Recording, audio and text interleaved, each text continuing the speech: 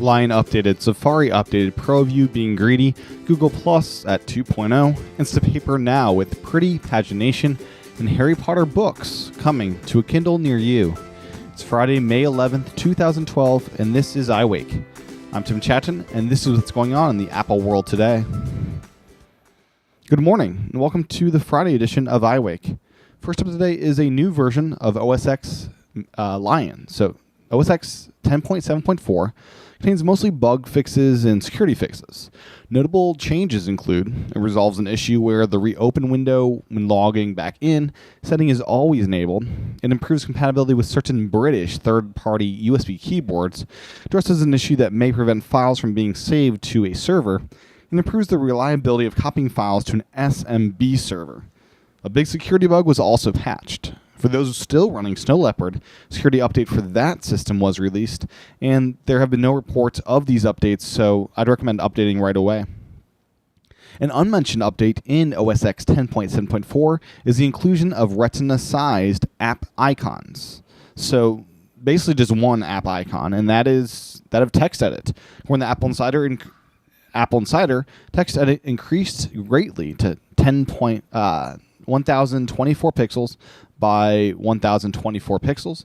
The file size of the icon also grew from just 209 kilobytes to 1.7 megabytes in the latest update. Other apps also saw their icon file sizes grow, such as Address Book from 279 kilobytes to 484 kilobytes, and the dashboard from 130 to 226 kilobytes. However, these applications do not feature Retina display, 1024 by 1024 pixel icons. The icons certainly indicate that Apple is improving the general icon size and resolution, and perhaps it may just be that they wanted a bigger TextEdit icon because that icon is really granular with text actually being displayed on the paper. But the biggest talk of all of this is that perhaps Apple is working on a Retina-enabled Mac, and that would be a cool thing for sure. I'm curious when or if Apple will release such a thing. So that's that. They also released, meanwhile, Apple released Safari update. Safari 5.1.7 contains several improvements, including disabling out-of-date versions of Adobe Flash for security reasons. According to Apple, out-of-date versions of Adobe Flash Player do not include the latest security updates and will be disabled to help keep your Mac safe. If Safari version 5.1.7 detects an out-of-date version of Adobe Flash on your system, you will see a dialog informing you that Flash Player has been disabled. The dialog provides the option to go directly to Adobe's website, where you can download and install an updated version of Flash Player. This is overall a great move by Apple. To ensure Flash doesn't lead to Mac malware, they've just disabled the old versions. Apple has also released an Apple Remote Desktop 3.5.3 client to address general compatibility issues. And finally, Apple has updated the Apple TV to version 5.0.1. No changes have been discovered as of yet for that update. I'll keep you informed as updates come out. In other Apple news, out of the update land and into some other news, is Proview. They've rejected Apple's settlement offer. According to Apple Insider, Apple offered Proview 100 million yuan, or $16 million to settle their ongoing dispute over ownership of the iPad name. But Proview rejected this offer. Proview rejected the offer because officials at the company seek $400 million for the rights to the iPad name. Proview apparently seeks that much money to appease its creditors, 8 of which are Chinese banks. So a company that's going bankrupt is looking for more money. What a shocker. I personally would take what I could get, but that's just me. Now onto some app news. First up is a new interface for Google+. That is for the iPhone. Hangouts can also be started from your iPhone, a feature previously unavailable. Version 2.0. Blah, blah, blah. Yeah, a lot of numbers at the end of this one is out now, and it's a big update to Google+. So if you use Google+, I'd recommend giving this update a try. Another app news is a nifty app I thought I'd just give a simple plug to. The app is called Sync Row Cam. So Sync Row Cam. The app connects 2 iOS devices together and facilitates 3D still photography capture. The free app is a fun app to play around with if you're into 3D. Another app news is a major update to Instapaper. Version 4.2 includes many fixes and new features, including new iBook-styled pagination options.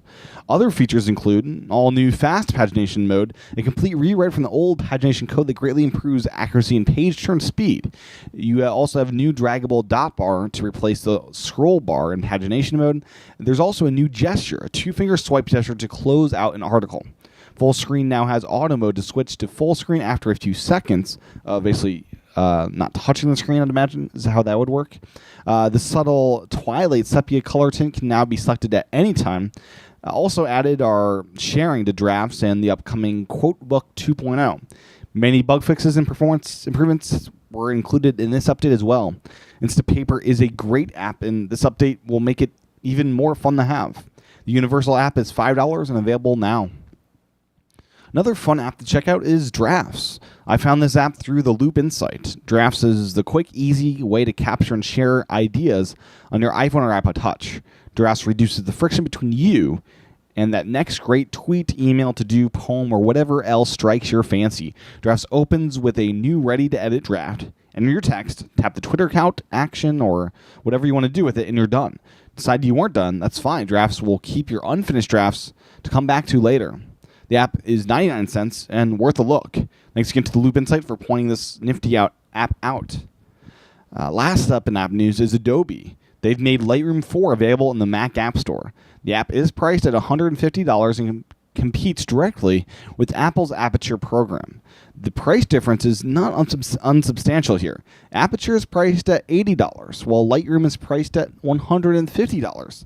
A $70 difference in price, almost the entire cost of Aperture. It is great to see Adobe release this app into the App Store, and I'd hope that they can make the entire Creative Suite available one day, perhaps for CS7 or something like that. But it's very cool to see Adobe take advantage of the App Store, and I hope to see them do it more. And competitor news today is Facebook, and this is the big story today. Facebook unveiling a new app service known as App Center. According to The Verge, the App Center includes both free and paid Facebook apps, as well as HTML5 apps that exist within the Facebook app itself. Android, iOS, and desktop apps will also be included as long as they integrate with Facebook. The App Center launches in a few weeks, but developers who want to beta test paid apps can get started today. The App Center will not compete directly with Apple or Google, since it will send traffic directly into the iOS and Android app stores, but the App Center puts Facebook in a great position to build a premium HTML5 app store, something that Apple and Google haven't done yet. One interesting detail about this App Center is that it won't include top 25 rankings like Apple's iTunes App Store. Instead, every person will see a different App Center based on what apps they'd most likely use. Additionally, success through the App Center is tied to the quality of the app. Facebook said in a blog post that each app gets its own app detail page that includes screenshots, reviews, and ratings, as you probably expect. Apps that get poor ratings from users will no longer be listed. Each app also gets access to new metrics tools from Facebook that lets developers see exactly what age groups are using their apps, how long they're using them for, and other valuable information. An interesting move for sure, and I think ultimately a good move. Apps on Facebook have always been a bit of a mess. It amazes me that people can actually find apps on Facebook in the current situation. If Facebook does this right, it could be a really great thing, and this may be the first time we see a successful HTML5 paid app store, so this is pretty sweet. Another competitor news is Google. They're planning on ripping off Apple's Game Center. Business Insider claims Google is actually developing a native Android app similar to Game Center. Google's flavor will allegedly include a social-based achievement system as well as a leaderboard. This should not shock anybody, as Google loves to take great ideas from Apple and use them as their own. Now, last up today is an exciting announcement for Harry Potter fans especially. According to Engadget, Amazon is getting all of the Harry Potter books for their lending library. Thanks to a new agreement with Pottermore, on June 19th, the entire 7-book collection will be among the 140,000 plus books you can grab for free, provided that you're an Amazon Prime member. If you forked over the $79 yearly membership fee, you'll have no due date or waiting, and all your highlights and bookmarks will be saved if you need to re-borrow it at a later time. Unlike your local library, you can only take out one at a time. For many, that $79 a year membership just paid off with these Harry Potter books. Something to note here is you will need a physical Kindle to access the lending library. Harry Potter is a great series, and it is awesome and somewhat surprising that Kindle users now have free access to the entire series. Before closing out the show today, I want to remind everyone that iWake Again is airing tomorrow. iWake Again is for those that really appreciate iWake and want more of it. I love you all for listening and watching, but those that subscribe to iWake Again are, well, extra awesome. The $10 a month subscription gives you a 30-minute audio show every Saturday as a way to wake up to iWake Again, and it provides you a way to pay for the Monday through Friday show that most of you get for free. So don't be a freeloader. Help out, support the show by becoming an iWake Again subscriber. If you'd like to join the iWake Again community, head on over to iWakePodcast.com/again. Once again, to sign up, head over to iWakePodcast.com/again. Well, that's what's going on in the Apple world today. That will do this week for some of us, but not everyone. If you're an iWake Again subscriber, I'll talk to you guys again tomorrow. Talk to everyone else on Monday. Have a great weekend. Aloha.